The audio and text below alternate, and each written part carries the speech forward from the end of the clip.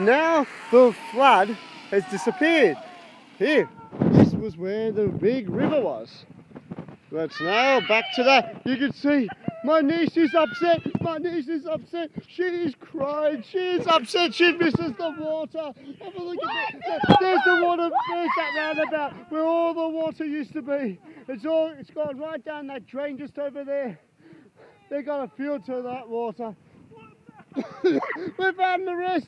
Oh, some water has survived. Some water has survived. Do not step in there because there might be syringes. Oh, that's actually deep. Yeah. Check with the walking stick. Ah, there's got some in there. So a walking shoe? Yeah, I say walking stick, you moron.